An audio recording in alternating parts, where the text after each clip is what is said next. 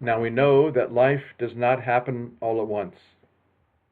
We know that karma does not manifest all at once. Life and karma manifest over time.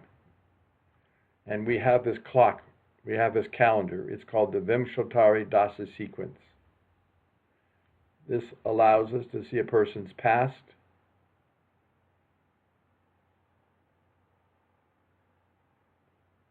present, and future general trends of life, going up to the potential 108-year lifespan, depending on divine grace.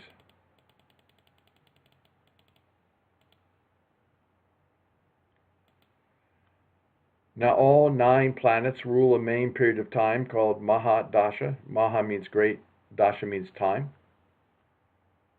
And these range from 6 years to 20 years, depending on the planet.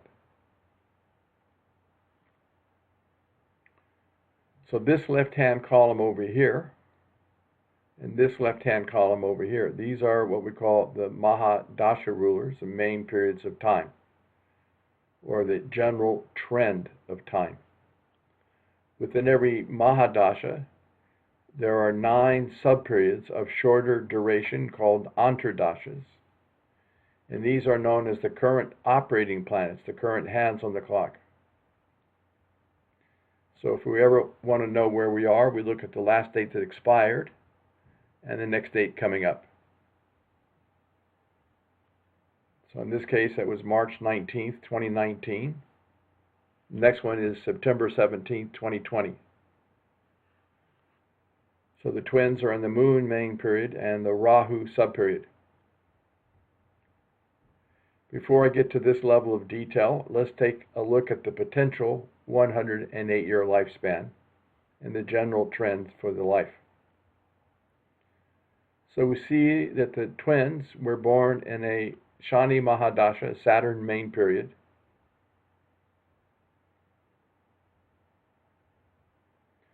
It lasted the first 9 years of life. I'm sorry, maybe my math is not right here. Let's see. They were born in August 58. And this went to October 67. So that is 9 years. So the first 9 years is connected with Saturn. And Saturn is in Saturn is in Scorpio, a water sign. And the 8th sign relates to the 8th bhava, the 8th house, which is research, language, mystical sciences, occult knowledge, ancient knowledge. 3rd house is independence, self-expression, mental development, communications. But I think they started out very conservative.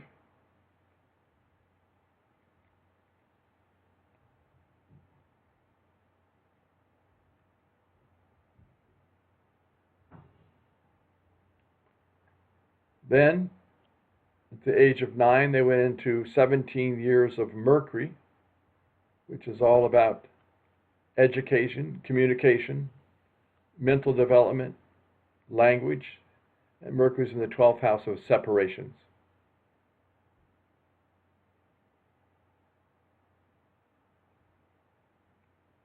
Also relocation, foreign lands, and ashrams.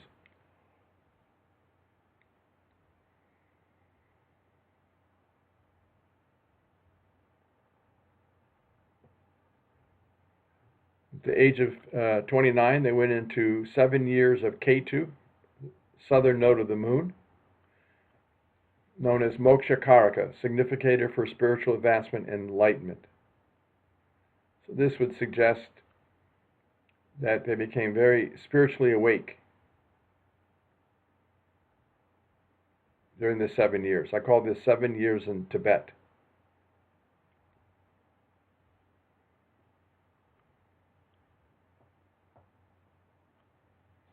If you rewatch that movie with Brad Pitt called 7 Years in Tibet, it's a great metaphor for what takes place. Leaves his family, goes to Tibet, where his karma meets him head-on.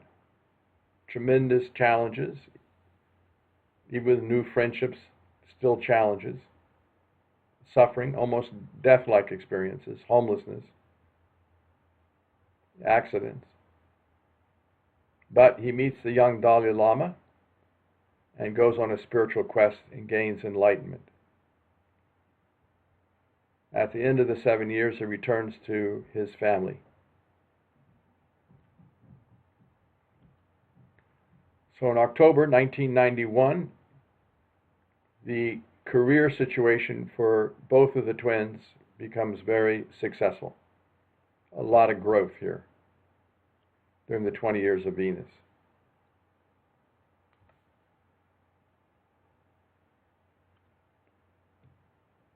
Now, if we add 14 years to 1958, we've got 1972.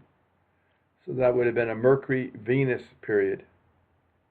So Mercury's language, literature, communications, intellectual property, computers, technology.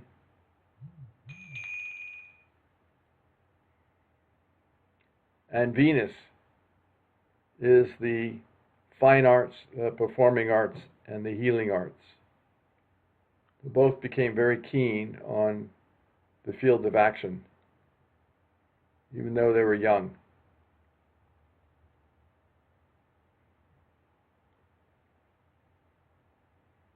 They got into music, theater, the arts, dance, beauty, design, architecture, that type of thing.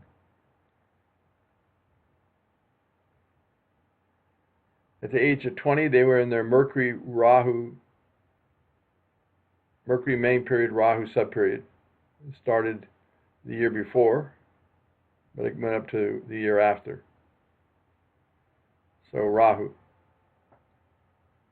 So Rahu's a planet it's in the house of wealth and status and speech. But it could have caused some disturbance relative to parents and family life. It started a strong desire for education.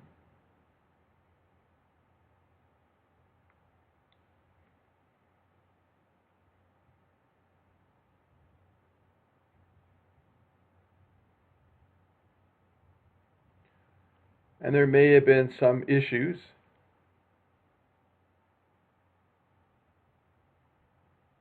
with drugs or addictions, and taking risks and chances and operating outside the norm of society.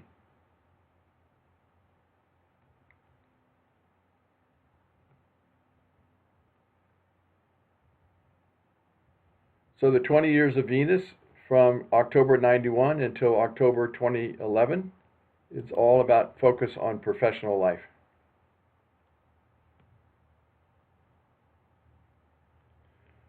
From October 2011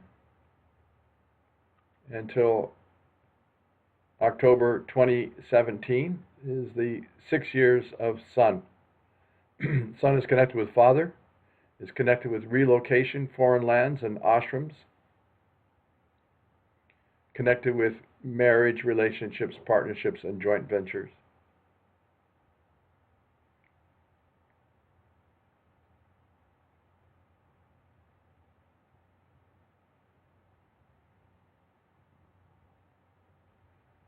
It would appear that Isaac would have had desires for women and relationships, whereas Sacha would have encountered men with weak morals and addictions. And she had the intuition to know that that would not be a good pursuit for her.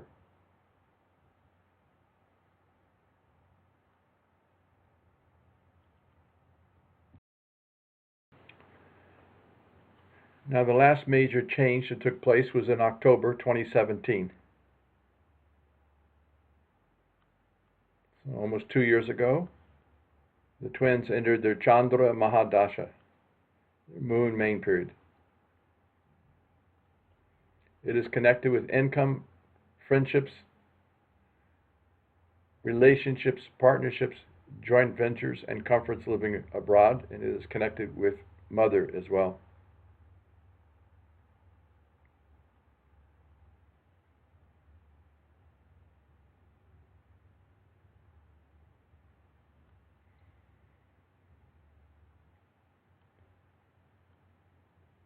Now, there was some stress starting during the Mars subperiod in August 2018 to the middle of March 2019. Mars rules the 8th house of death-like experiences, and it afflicts Sun, which is father figures, and losses, expenses, and end of life.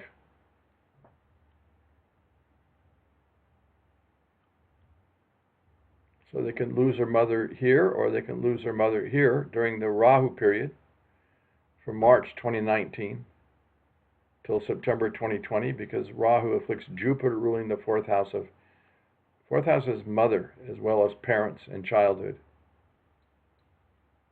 So those two subperiods were not ideal in terms of there's a possibility of losing their mother.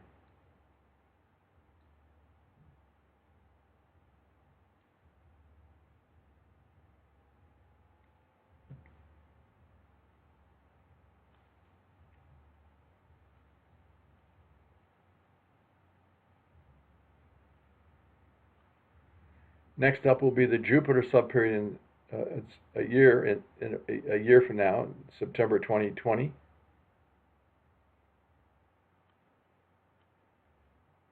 That might cause some stress relative to their father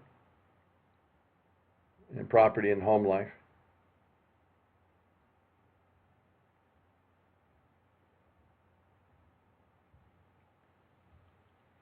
The Saturn subperiod is connected with independent entrepreneurial ventures and the masses, helping the masses. The Mercury subperiod in August 2023 is connected with being more reclusive and going to foreign lands or visiting ashrams. And this little 7-month Ketu subperiod is connected with spirituality and ancient knowledge.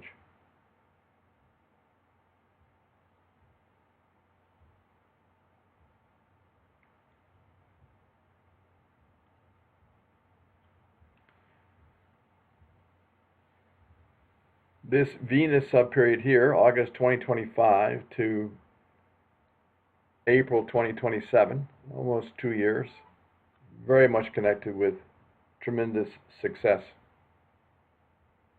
in the field of action.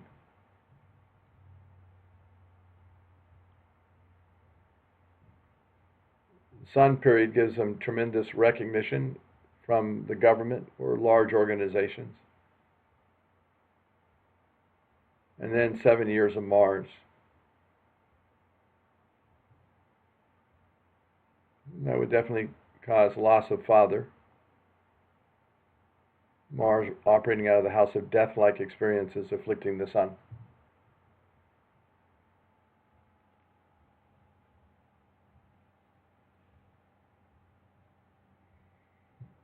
But I'm not so sure father is going to make it past this Jupiter period.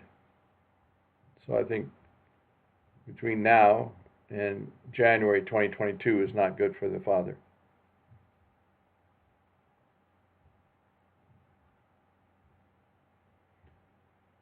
This Mars period is very much connected with occult and psychic knowledge.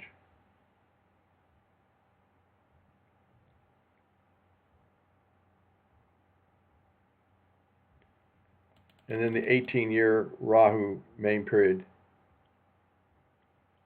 takes them up to almost 100 years.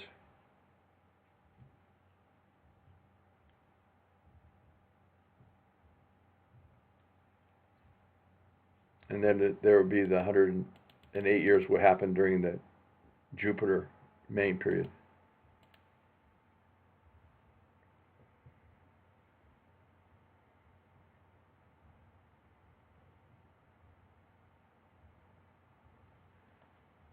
So these are the main points on the horoscope, and these are the main points in terms of the timing of events in life.